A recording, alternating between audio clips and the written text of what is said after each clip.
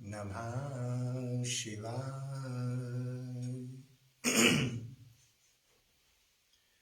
आइए प्यारे साथ को, प्यारे मित्रों, नित्य प्रति की तरह सर्वप्रथम हम सभी साधक मिलकर अपने अपने गुरुदेव भगवान और इष्ट देव की शरण में चले और उन्हें प्रणाम करके आशीर्वाद प्राप्त करें। हम की सफलता पूर्ण रूप से गुरुदेव की कृपा और इष्ट देव की कृपा पर ही निर्भर करती है। तो प्यारे मित्रों, आज हम कुछ विशेष संदेश देना चाहेंगे। इससे पहले हम सभी मिलकर प्रार्थना की ओर चलेंगे। आइए।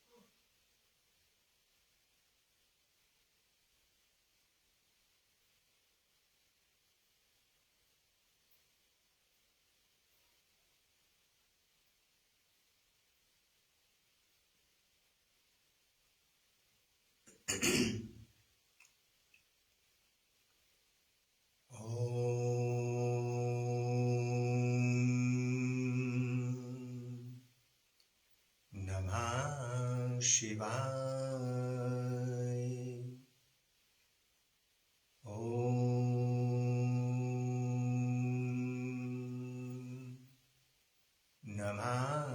शिवाय। ओम नमः शिवाय।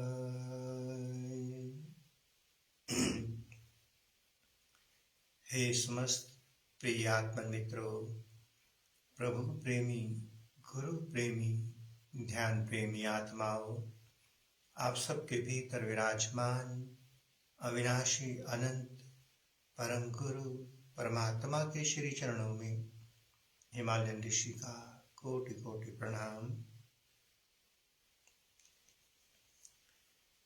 प्यारे साधकों, प्यारे मित्रों, संदेश हम सभी के लिए बहुत जरूरी है, संकेत जरूरी है।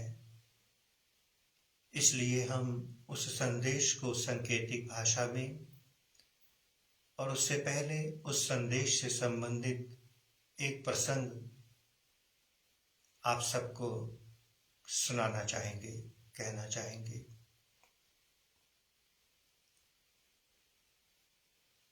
हमारा सनातन धर्म सच में बहुत महान है। उसमें प्रसंग प्रेरणाओं से भरे हैं। यदि कोई प्रसंग हमारे जीवन में उतर जाए तो हमारी दशा और दिशा बदल सकती है। तो हम सभी साधकों को कुछ विशेष बात कहने से पहले एक प्रसंग जो हमने पहले भी कई बार सुनाया है फिर से सुनाना चाहेंगे, क्योंकि वो प्रसंग हमारे अध्यात्म, हमारी प्रगति से जुड़ा है। साक्षी दृष्टा, अक्सर साधक पूछते हैं साक्षी दृष्टा कैसे हुआ जाए, तो उस ओर थोड़ा सा प्रकाश डालने का प्रयास करेंगे। फिर हम अपनी मेन बात पर, मुख्य बात पर आएंगे।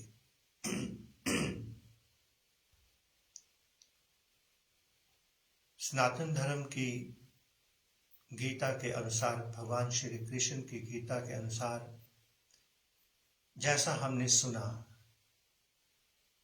प्रसंग भीतर को ट्रांसफॉर्म करने वाला है कि समर्पण किसे कहते हैं, प्रभु की कृपा कब कैसे बरस सकती है हम साधकों पर, उस ओर ये प्रसंग इशारा करता है। प्यारे साधकों, भगवान श्री कृष्ण से संबंधित योगेश्वर भगवान श्री कृष्ण से जुड़ी हुई ये प्रसंग है। कहते हैं कि भगवान श्री कृष्ण का एक सिद्धांत था, सभी का होता है, कि हम सभी जब भोजन करने बैठते हैं, भोजन प्रसादम ग्रहण करते हैं, पूर्ण आहुति करके ही उठते हैं, महापूर्ण करके। और यदि हम बीच में उठ जाते हैं तो फिर से दोबारा नहीं बैठते। तो ऐसा ही भगवान श्री कृष्ण सदा करते थे। एक बार प्रभु भोजन करते करते उठ गए और भाग गए,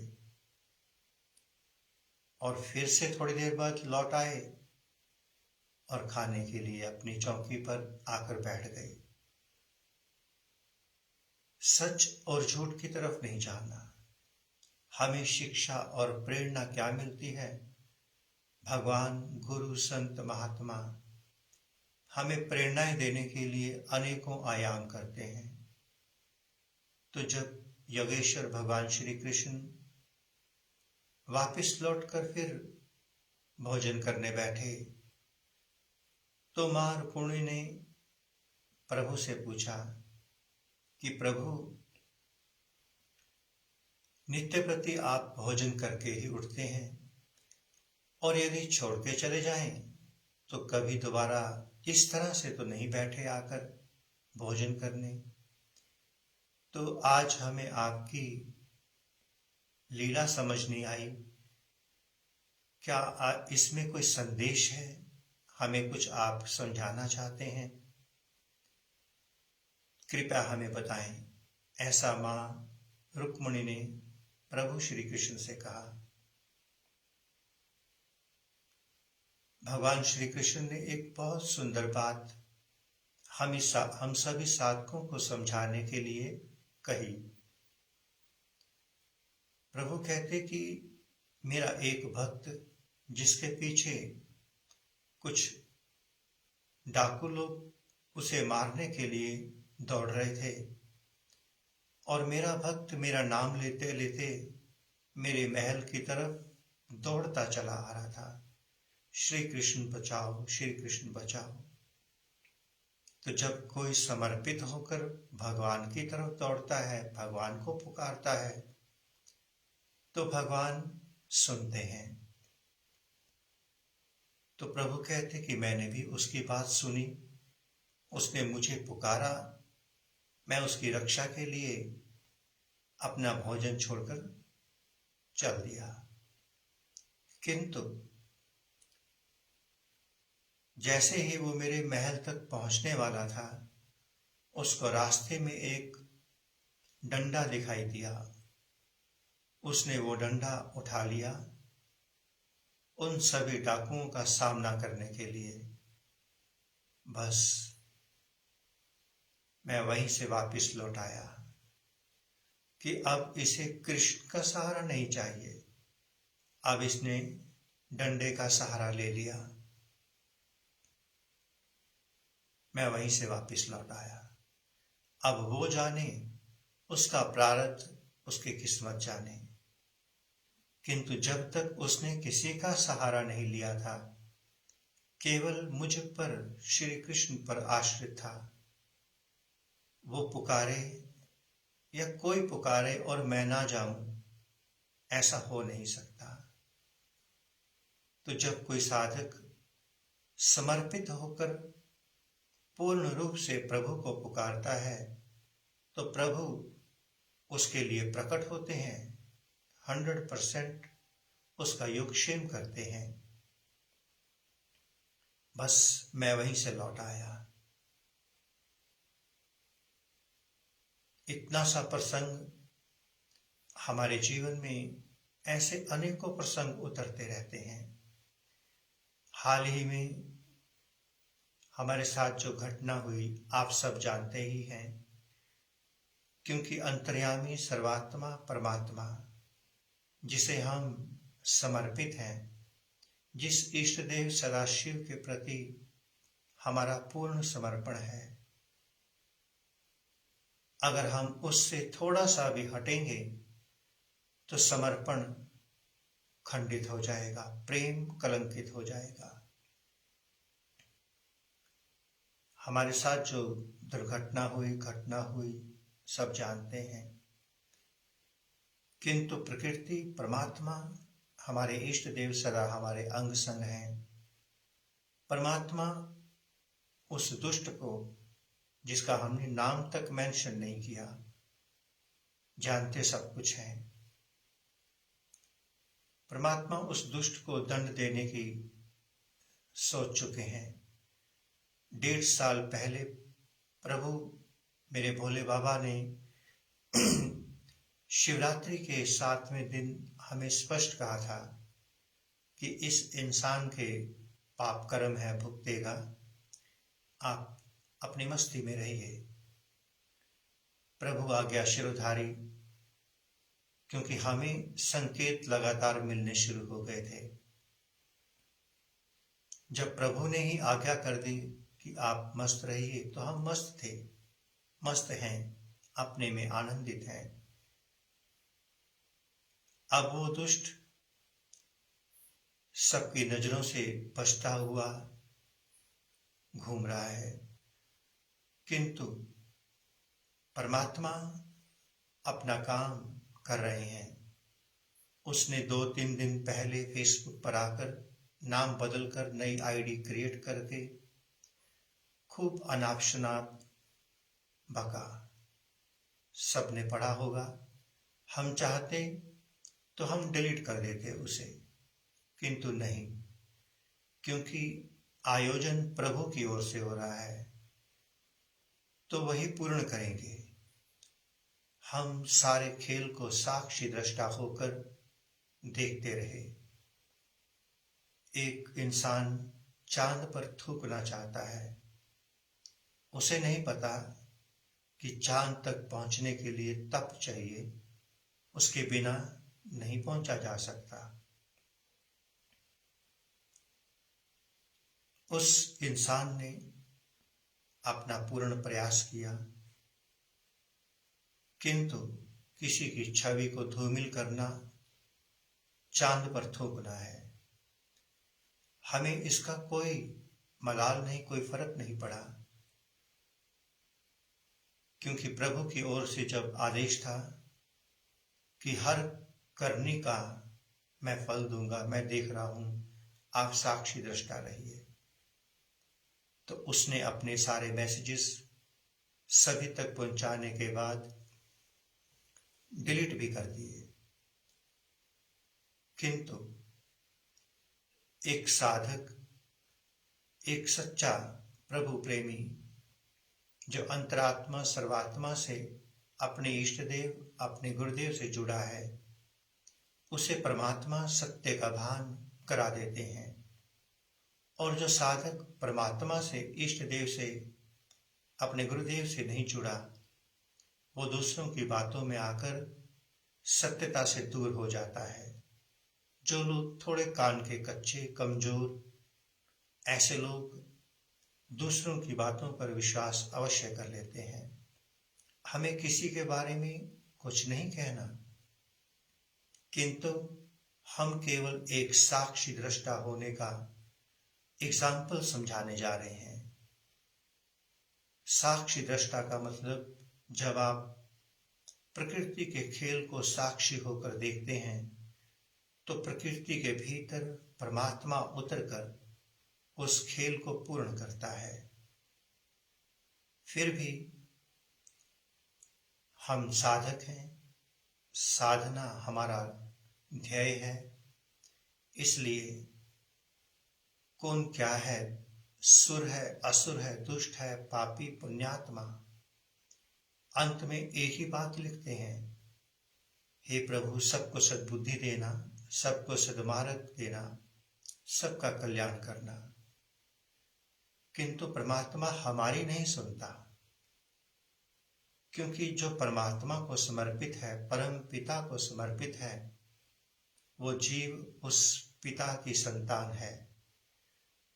एक साधारण पिता अपनी संतान पर आने वाले कष्ट को, उसका सामना करता है, कष्ट नहीं आने देता। कुछ आए तो उसे वो स्वयं निपटता है।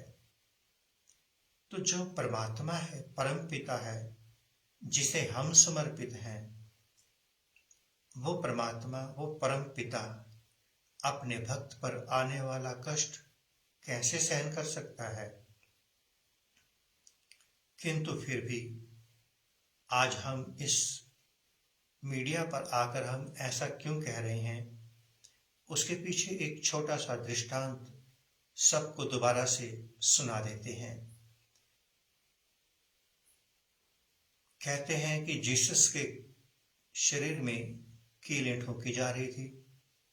जीसस अपने आप को अहम ब्रह्मास्मि तत्वमसि कहते थे। उनके चेहरे की मुस्कान खत्म नहीं हो रही थी, किंतु जल्लादों ने सोच लिया कि जब तक इसके आंखों से आंसू रुदन ना उतरे, तब तक इसे, इसके शरीर में कीलें ठोकना है। तो एक समय बाद जीसस ऐसा कहते हैं कि रो पड़े, तो उन्होंने कील ठोकना बंद कर दिया कि हमारी कील ने इसे रुला दिया। जीसस ने एक बहुत सुंदर बात कही, क्रिश्चियंस की ओर नहीं जाना, हम अपनी ओर से कह रहे हैं, हिंदुत्व की तरफ नहीं जाना, सिख मुस्लिम की तरफ नहीं जाना, परमात्मा की तरफ जाना।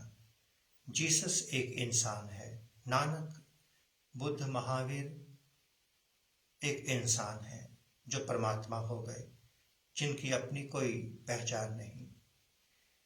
कहते हैं जीसस कि मैं इसलिए रो पड़ा, तुम्हारी कील में तो इतना दम नहीं था कि जीसस को रुला सकें। उसने जीसस के शरीर का छेदन किया, जीसस का नहीं किया। मेरा छेदन नहीं कर सकती तुम्हारी कील, किंतु मैं क्यों रो पड़ा? मैं ये देख रहा हूं कि तुम इतने पाप पे पाप करते जा रहे हो। जब इन पापों का भुगतान करने का समय आएगा तब तुम्हें कितना कष्ट होगा। उस कष्ट को सामने देखकर, ताकि तुम्हारा और पाप कर्म ना बढ़े, इसलिए मैं रो पड़ा। अन्यथा तुम्हारी कील में इतनी शक्ति नहीं कि जीसस को रुला सके।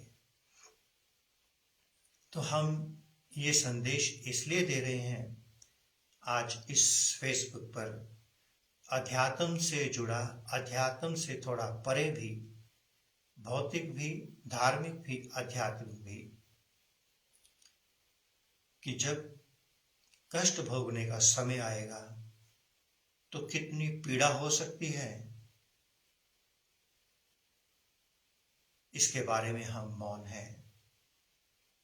तो प्यारे साथियों, प्यारे मित्रों, एक बात फिर से कहेंगे, जो साधक सच में किसी गुरु का अंश, गुरु की संतान है, उसे अपने परम ब्रह्म परमात्मा पर विश्वास रखना चाहिए।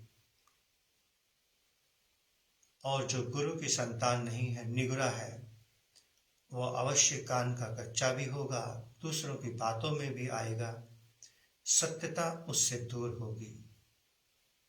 अभी बहुत जल्द दिव्य महापर्व गुरु पूर्णिमा का सुअवसर हम सभी साधकों के जीवन में उतरने वाला है।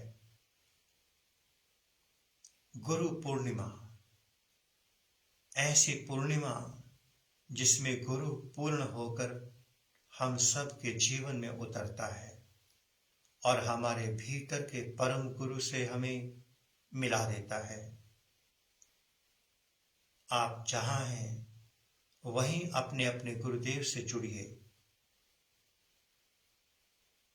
ताकि आपके भीतर के गुरु से आपका संपर्क, संबंध बन सके। जो मुख्य संदेश था वो हमने आपको दे दिया। हमारे यहाँ से जो भी गया, पदार्थ गया, माँ के पेट से हम खाली हाथ आए थे और साथ लेकर कभी कोई नहीं गया, ये सब जानते हैं। तो पदार्थ चला जाए कोई बड़ी बात नहीं, किंतु तप चला जाए तो बहुत बड़ी बात है। जब हम किसी के प्रति अपने भीतर ईर्ष्या, द्वेष, घृणा, निंदा, पाप रखते हैं तो हमारा तप क्षीण होने लगता है। किसी भी साधक का तप क्षीण ना हो, भले ही सर्वस्व चला जाए, किंतु तप उसका क्षीण नहीं होना चाहिए।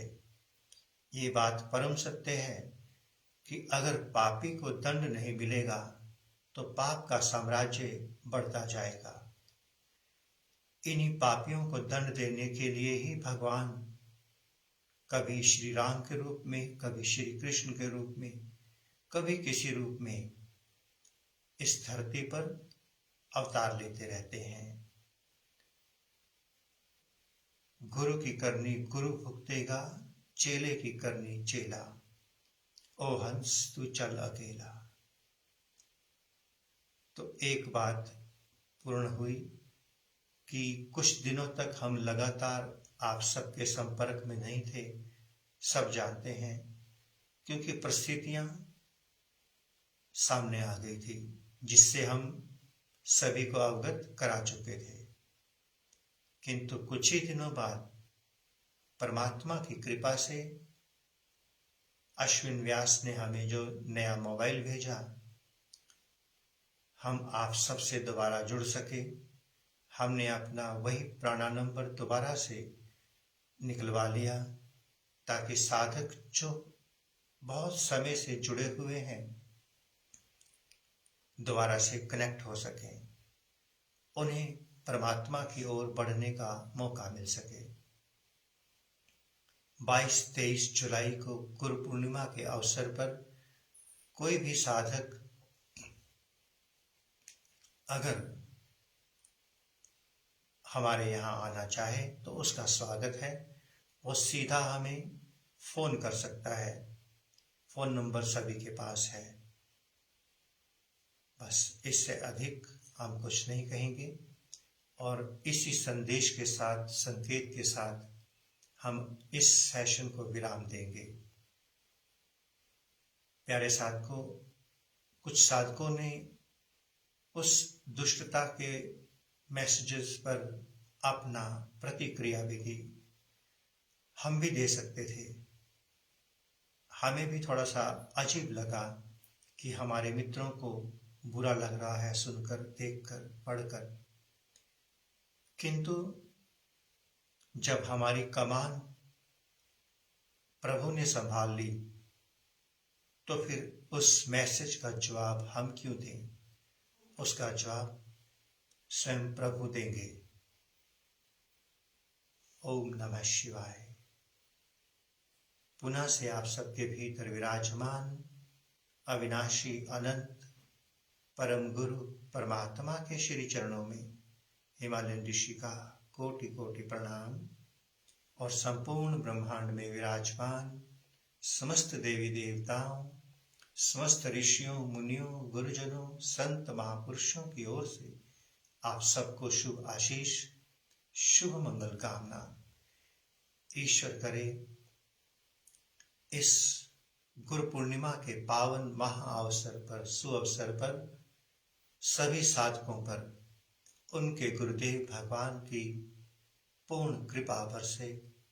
यही प्रार्थना मैं अपने इष्ट देव भगवान सदाशिव के चरणों में करता हूँ। ओम नमः शिवाय।